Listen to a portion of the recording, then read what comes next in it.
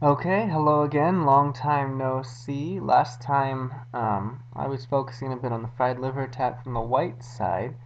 This time I want to take a little bit of a look at the same sort of positions from the black side. It's a great attack to play, great fun for white, and I highly recommend it, but at the same time, I kind of enjoy playing it as black too. I'll probably be the only one that'll ever say this, but I don't think it's actually a sure win on the white side to get into the fried liver attack. There's another attack that's a little bit better and I think is more winning for white, and I'll talk about that a little bit later as well. But anyway, let's go through a couple games I played where it was successful and unsuccessful with defending the black side of the fried liver attack. So if we start at the very beginning, the move order comes about again. It's sort of a almost Giocco piano. We have e4, e5, normal open game, and here a common response is bishop c5, but we're going to go into the two knights, which can get very entertaining with knight f6. White goes ahead, full on attack, knight g5, I like that. Black has only one move, white has only one move that they consider ever. And here, the main line again is knight a5. I personally don't like it because it ends up with an isolated c-pawn. And on the plus side for black, you do have more open files, two bishops, and faster development, but you did sack a pawn, and you have an isolated pawn. Another common move, I may have shown this, I don't remember, was b5 here, and I think that's a lot of fun, and I'd recommend playing that often. Um, and the kind of bad exclamation point question mark move is knight takes d5, which in this particular game was just a blitz game, 5 minutes per side. I just decided to take and see if white could prove to me why the fried liver attack was so powerful. Alright, so let's get into it. Knight takes f7, exclamation point, but just in case I didn't make it clear last time, also question mark. Exclamation point, question mark. It's a great fun move, and if black makes one little tiny mistake, he's toast. At the same time, white can also make a mistake. Okay, so queen f3 check. King again has only one move, has to defend the knight that is attacked twice in the center. King e6. White just brings another attacker to the fray and attacks that knight again. Black has um, pretty much one option here. Let's defend the knight with the other knight. We also have the option of attacking the c2 square, forking king and rook, which is always a threat. And in this case, white decided to go all gung-ho and go straight at the king. I'm not sure if this was the best move. Black still has a check here on c2, and then after the check, he can win that pawn. So I think better is something like queen e4, or just castling, or anything along those lines. Maybe bishop b3. So after this d4 move, black goes ahead and captures check, and because there were so many attackers, he has to defend the knight. That's me. I'm playing the black side here. Defend my knight. And I was just given a free pawn, so I'll take it. The game's already over at this point. Black has won. The attack has fizzled out. I've I've defended the knight as many times as I need to. He can't bring any more attackers. That d4 pawn, which is usually a big threat to my e5 pawn, and thus my king safety, is gone, eliminated. Um, so I'm won. There's nothing really white can do at this point.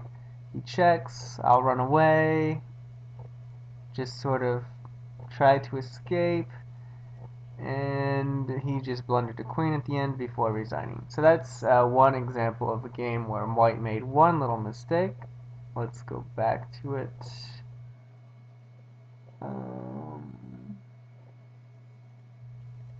Here, one little mistake pretty much cost him all the initiative, and after just running with the king here, there's really nothing that can be done um, when he decides to save his rook. Okay, next game. So we'll start the same way. e4, e5, knight f3, knight c6, bishop c4, knight f6, two knights. Now going into the aggressive attack, hoping for a fried liver. White gets it. Oh, he's so happy. And king e6 has to defend. Knight b4, defending the knight, attacking c2. Here, white's a little bit on the safer side, makes one of the correct moves, I would say. Defends that pawn. Now, black defends his knight, and all is fine and dandy for the moment. White castles, and uh-oh, was that a mistake? Computer evaluation already has this at -1.5, and why is that the case? Because now, after queen f6, the threat is gone. Black was already up a piece from the knight sack on f7, and white just took too long to get this attack going. d4 is futile. Just trade away, and the game is over. Okay, so that was example number 2 of how white can go wrong just as easily as black can go wrong. So, if you want to play it on either side, I still highly recommend it, but it's not a foregone conclusion. Now, let's go to another game, because I don't want to give you the idea that white is in just as bad of trouble as black is and doesn't have a chance of winning. Let's see one where you might see black screw up. So we enter the fried liver. King e6 has to defend the knight. Knight b4 have to defend the knight.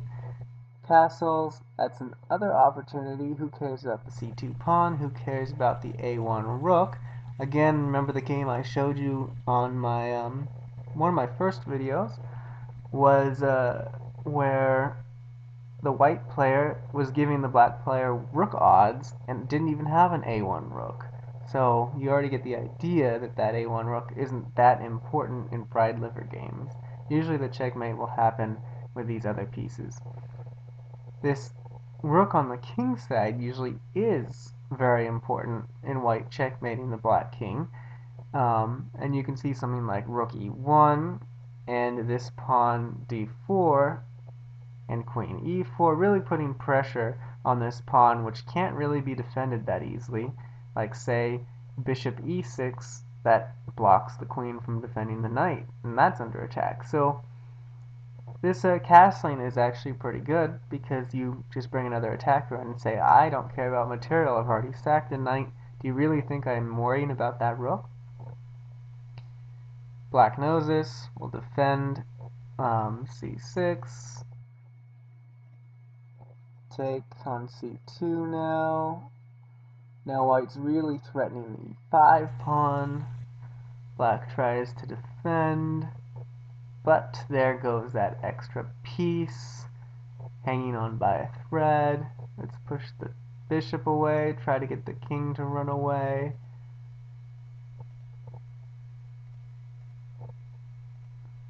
Losing pawns. Now white has lost 2 pawns total, black has lost 3 pawns, down a pawn, and with the king in the center, and with an advanced e-pawn, it looks like black is toast.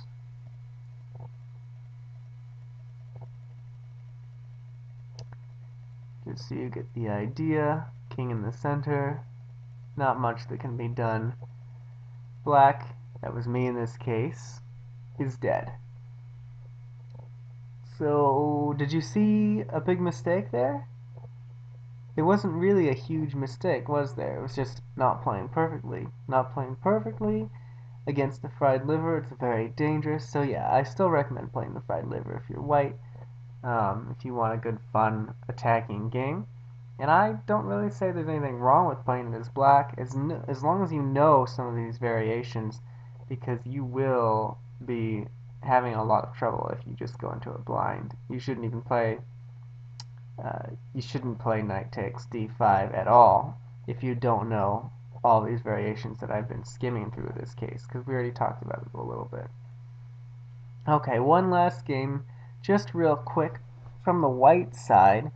I want to show the system that is even better than the fried liver and isn't so much of a gambit. So we'll enter the two knights again. Still go knight g5, attacking move.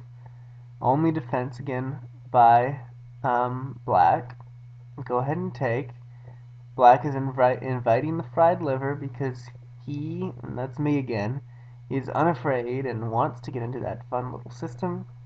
However, white plays the superior, I don't know how to pronounce this, lolly attack with d4 straight away. And what's the difference here between this and the fried liver? Well, you can still sack the knight on f7. The only difference is you'll sack with sort of like an extra attacker already out there. With that d4 pawn, after sacking on f7, checking with the queen, all that stuff, the king's going to be hiding on e6, but the queen will be able to take on e5 because the queen's got the defender on d4. Or if black takes that d4 pawn at some point, then the entire e-file is open, and after castling or just using the queen, white has a great attack. So let's just see how I died quickly in this game by playing a mistake. E takes d is horrible, probably loses immediately. Something that is possible is knight takes d4. But again, like I said, this file now is completely open and it's over. White's going to go ahead and do it with style. Sack the knight. Check. The normal check that we usually see. Only this time, white can't go anywhere. Can't go to e6 to defend the knight because the pawn is isn't there anymore. Isn't going to be able to help out. All that good stuff.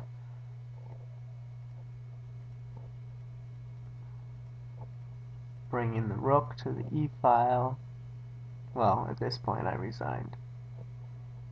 Anyway, that's a quick taste of some fried liver lines and the lolly attack, which is probably superior, and black can go wrong even easier than in the fried liver, and objectively is better. But I hope you got a little bit of something out of that, and have some fun playing chess, playing the two knights versus and with.